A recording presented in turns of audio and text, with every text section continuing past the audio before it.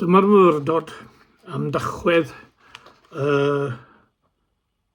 pedwerydd ar 20. Ddarllen cwpl o adnodau cynta Salm 112. Roeddwn yn llawen pan ddywed asant wrthyf, gadewch i ni fynd i dir Arglwydd, a mae ein traed bellach yn sefyll o fewn dy byrth o Jerusalem. A'r testun yw'r adnod cymal o'r adnod gyntaf yna, yn Salm 112, awn i dir Arglwydd, yn yr hen gyfieithiad, awn i dir Arglwydd. Mae'r Testament Newydd yn cyhoeddi'n eglur iawn fod yr Arglwydd Iesu yn myned i'r synagog bob saboth yn ôl ei arfer. Wedi profiadau mawr y bedydd, lle agorwyd yn ef a llais yn cyhoeddi, hwn yw fanwyl fab yn yr hwn y bodlonwyd, ac yna profiad mawr y temptiad yn ta'n gwrchfygu'r diafol. Wedi'r profiadau ysbrydol mawr parhau i addoli. Nid aeth yn rhy grefyddol i cyd-addoli a'i gymdogion, meddi'n gŵr. Gwyddai ef am ei gymdogion ac am wendidau'r synagog, ac os bu unrhyw un erioed allai gadw draw, yr Iesu oedd hwnnw, ond aeth yn ôl ei arfer i'r synagog, i'r tŷ. Mor wahanol yw rhai llawer iawn llai nag ef heddi ynddo fe. Berniadant a rai sy'n mynd i'r tŷ yn awdurdodol iawn. Soniant yn hiawdl am addoli Duw ar ben y mynydd, ar lan y môr, yn yr ardd. Ni synwn glywed ambell un yn dweud cyn hir y gall ef addoli Duw wrth olchi ei gar. Pwy ohono mallwadu fod Duw yn ei gread ym mhob man? A fi'r eglwys i gadw oed am Duw, fe benodd ef y dyddiad pan atgyfododd. Gwir fy mod yn ei gyfarfod ef mewn lleoedd eraill. Yn y dyddiau hyfryd yma o hydref, byddaf yn ei weld ym mhob llwyn tanbaid, ond y cwbl allaf wneud yw codi fy llaw a dweud bore da a mynd ymlaen. Y Sul yw diwrnod fy oed arbennig, ni allaf fforddio ei golli. Awn i dir Arglwydd. Fe gynhalwyd arolwg mewn eglwysi yng Ngorllewin Cymru dros 70 o flynyddoedd yn ôl, ac fel glywch chi ffeithiau hynod o gyfarwydd i ni. Roedd gan un eglwys 324 o aelodau. O'r aelodau doedd 142 heb fod mewn unrhyw wasanaeth yn yr eglwys am flwyddyn gyfan. 44% heb fod yn agos am flwyddyn gyfan. Ond mwy diddorol na dim oedd rhesymau'r bobl am ei hymddygiad. A dyma nhw i chi. 27 yn cael dim yno. 21 ddim yn dda i hechyd, ond ni fiont gyda'r doctor drwy'r holl flwyddyn. 19 wedi cwmpo mas gyda'r aelodau eraill. 17 wedi blino ar y begian parhaus am arian. 14 yn gomiwnyddion, bod ei henwau ar y llyfrau, dwi'n yn gwybod pam. 13 yn brysur iawn trwy'r wythnos. 12 wedi blino ar weld pobl eraill. 11 henaint ag afiechyd gwirioneddol yn ei rhwystro. 8 wedi cwmpo mas gyda'r gweinidog. Wel, diwn nhw ddim yn rhy uchel. Diolch byth. Ond beth am y rhai oedd yn mynychu'r tŷ? Beth oedd y resymau hwy? 62 wedi arfer mynd. 34 yn mynd mwyn i plant. 27 yn mynd o barch i'r gweinidog. Chwarae teg iddo, y dyn bach drian. 12 am fod canu da nhw. 34 i addoli Duw. Ie, rhyw un allan o bob 10. Dyna ddrych o'r cyfnod hwnnw. Does dim llawer wedi newid yn agos, ond i ni yma o hyd. Tŷ cwrdd. Dyna'r hen enw yn y de, ynddo fe? Tŷ cwrdd. Cwrdd a Duw wrth gwrs, a chwrdd a'n gilydd hefyd. Ond peidiwn â gors sancteiddio'n hadeiladau. Am y 15 canrif cyntaf o'i hanes, nid oedd yr eglwys yn cyfrif ei hadeiladau neilltiedig, ond nid golygu anwybyddu'r adeiladau yw hyn, cofiwch. Ni ddylem anghofio'r allanolion, nid oes dim hagar yn dda. Nid mewn anrefn y mae'r ysbryd glân yn gweithio. Cyngor un hen weinidog oedd, os cei alwad, paid â threulio dy amser yn astudio ffrynt y capel, cer rownd i'r bac, a chei well syniad beth i'w wneud fan honno. Ie, meddai un pensaer, There are many terraces with Queen Anne fronts and Mary Ann backs. Ond bu'r tŷ yng Nghymru yn ganolfan gymdeithasol y pentref a'r ardal. Yno roedd y côr yn dysgu, a chymoedd yn atseinio a cherddoriaeth dda am y tro cyntaf. O amgylch y tŷ cwrdd, roedd bywyd y pentref yn troi. Eisteddfod, drama, cymdeithas ddiwylliadol, dosbarthiadau siarad cyhoeddus, a ddysgu, man canol yr ardal, canol holl fywyd y bobl. Hyd yn oed yr ochr politicaidd. Mae ged gwleidyddion ynddynt, arweinwyd yn y maes hwnnw hefyd. O'n i ddim beth y wedech heddiw pe bai'r un peth yn digwydd ac am 9 flynyddoedd yn ôl yn y capel. Oedd un hen weinidog gyda'r bedyddwyr yn Sir Benfro yn y seiat wedi'i roedfa ar etholiad bryd hynny rhwng y toriaid a'r hyddfrydwyr. Nid wyf am ddweud wrth neb ohonoch chi ble roi ei groes yn elecsiwn, medde fe, ond liberals ydy ni yn Hebron mae gyd. O wedi dweud a chydnabod y pethau hyn am y capel, addoli Duw yw diben a swydd gyntaf yr eglwys. Rydym wedi edrych o amgylch y tŷ. Nawr gadewch i ni fyned i fewn i'r tŷ. Beth a welwn? Y gair, yr ysgrythyr sy'n ganolog yn yr addoliad. Y dodrefnu'n canolog a phwysicaf mewn unrhyw gapel yw'r Beibl, y Beibl agored. Darllenir ef, cenir emynau sy'n seiliedig arno, pregethyr ar ei eiriau. Mae holl addoliad y capel o amgylch y gair. Llyfr am berthynas Duw a dyn yw'r Beibl, nid mewn perthynas a'i gydddyn. Llyfr am Dduw yn datguddio ei hunan i ddyn, datguddio ei ewyllus ef. Fe gewch y geiriau yma yn aml yn yr Hen Testament, fel hyn y dywed yr Arglwydd. A phan drown i'r Testament Newydd cawn eiriau'r Arglwydd Iesu Grist. Clywsoch ddywedyd, eithir arwyfi yn dywedyd wrthych. Cofiwn yr Iesu'n codi yn y synagog i ddarllen yr ysgrythyr. Dywedir iddo ddyfynnu'r ysgrythurau 87 o weithiau. Roedd yng nghanol i fywyd ef. Rhaid iddo fod yng nghanol bywyd yr eglwys. Y gair yw nerth ac ysbrydiaeth y Cristion. Mewn capel, mae'r pulpud a'r Beibl yn y canol, yn wahanol i eglwys ac nid trwy ddamwain y byd hyn. Dr Herbert Evans yn pregethu mewn capel bach yn y wlad ar noson dywyll yn y Gaea.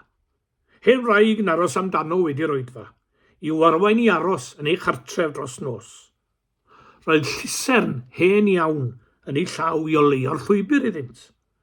O weld Herbert yn syllu ar yr hen lusern, dywedodd wrth y pregethwr, ydy mae hi wedi chnocio o gwmpas dipyn gan y blynyddoedd, ond mae hi wedi mynd â fi adref yn ddiogel hyd yn hyn, a siawns naw na hynny i ni eto heno.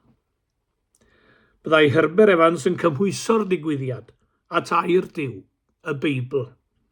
Mae hwn wedi derbyn berniadaeth, uwch-ferniadaeth, wedi ei dolcio, a'i fwrw o dro i dro, ond mae wedi tywys cenedlaethau o berer union adre'n ddiogel, a gellir ymddiried ynddo i barhau i wneud hynny.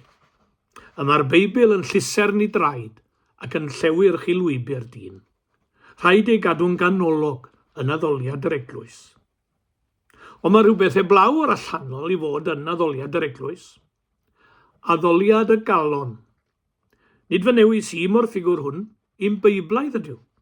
Mae holl bwyslais y Beibl ar addoli o galon lawn a diolchgar.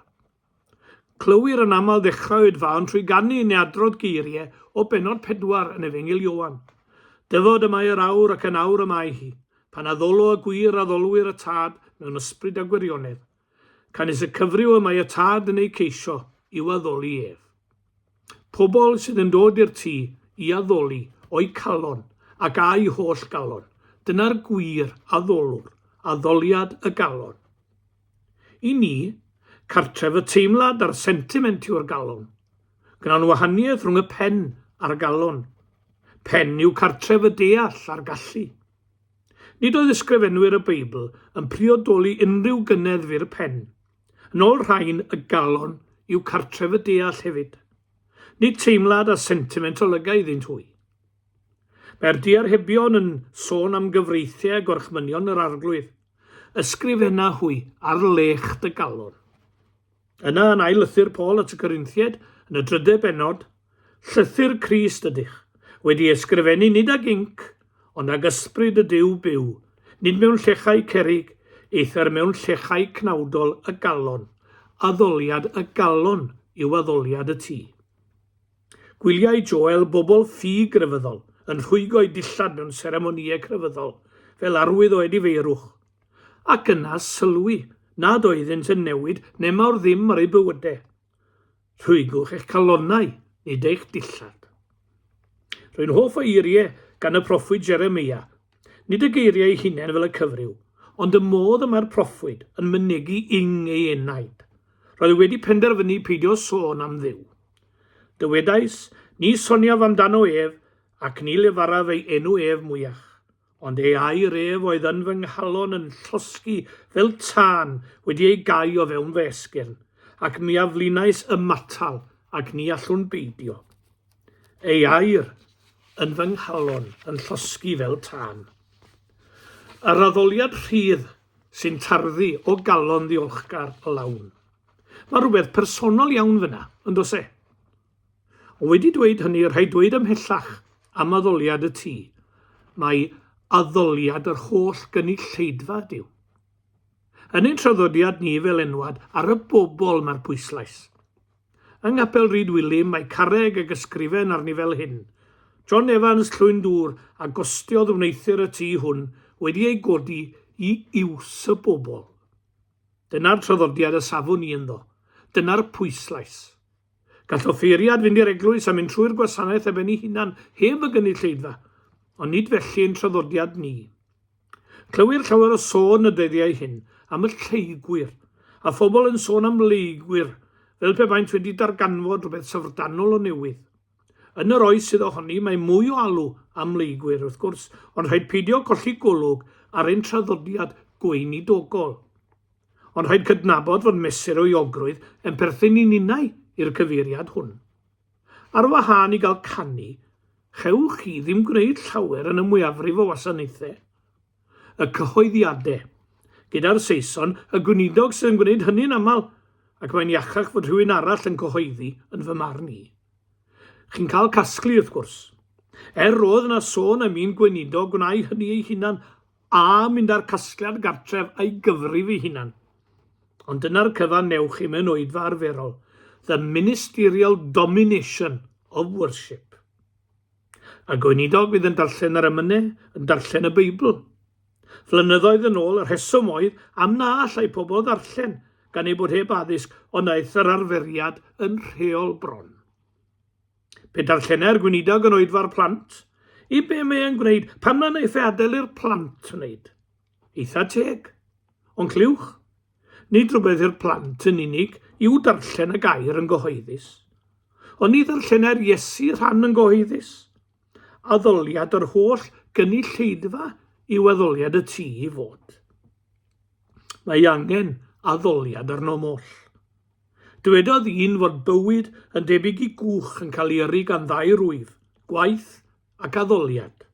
Os ceisiwch ei yrru gydag un rwyf yn unig, fe ar cwch o amgylch mewn cylch yn ei unfan. Rhaid wrth addoli. Mae addolwr nad yw byth yn addoli, mor od a ffermwr nad yw byth ar ei fferm, siopwr na'n agos yw siop, coliar nad oedd byth yn mynd i'r gwaith clo, aelod seneddol nad yw byth yn y Senedd. Testyn sport yw pobl felly, ynddo fe? All y ffermwr na'r siopwr ddim byw heb fynd i'r fferm a'r siop, a ni allwn unna i fyw y chwaith heb addoli. Yr arglwydd fendithiwn cyd-ganwn ei glod, ei enw fawrygwn tra byddwn yn bod, gyhoeddwn ei heiddiant a'i foliant di fai, ei ras a'i ogoniant sy'n foroedd di drai. Yr arglwydd yr chafwn, e fe yw ein rhan, ac ynddo gobeithiwn mae'n gymorth i'r gwan. Trwy'r ddeiar a'r nefoedd a'r gynnydd mae'r gan, ei ras trwy'r oesoedd na luoedd yn lan. Yr arglwydd a folwn, cysegrwn ein hoes i'w garu a gweithiwn dros grefydd y groes. E fe yw ein tarian, awn yn ein nerth, meddianwn y ganan, dragwyddol ei gwerth. mawl a therys di yn seion o ddiw, ac i ti y telir yr adduned, mwyn ei enw. Gan i orffen gyda gair o weddi. I dawel wybrau gweddi o Arglwydd arwain ni heddiw eto. Rydyn ni wedi profi sawl gwaith o Arglwydd fod munud yn dy gwmni yn newid gwerth y byd, ac yn agos iawn i feddwl o cadw ni o hyd. Ac wrth gadw'n agos i feddwl mewn gweddi am myfyrdod ac yn awn i'r hyn sy'n iawn, ac yn deilwng y dolwg di yn ein bywyd bob dydd. Gweddiwn dros ein gilydd, gan gofio'n arbennig am y sawl sy'n glaf ac yn pryderu am aelodau eu teuluoedd sy'n wynebu afiechyd. Cofion am y cyfeillion sy'n galaru dros anwyliad, a'r sawl sy'n ansicr o'r cyfeiriad gorau i'w gerdded. Bydd yn oleuni sy'n symud o'n blaen, ac yn gwmni bawb ohonom ar y daith. Dyroen i'r gras sydd erbyn ffordd yr Arglwydd Iesu Grist, yn ein bywyd bob dydd, i garu ac nid casau, i faddau yn cnid i ddal dig, i annog yn hytrach na barnu, fel boi eraill trwom ni, adnabod cariad Duw. Amen.